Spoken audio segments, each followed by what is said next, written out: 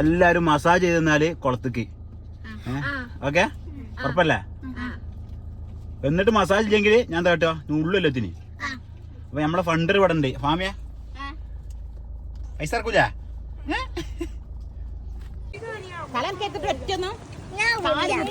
ഒന്നും നമ്മൾ അങ്ങോട്ടാ പോണു. ഇതിക്ക് ഇറങ്ങൂല, അങ്ങോട്ട് നടക്കണേ.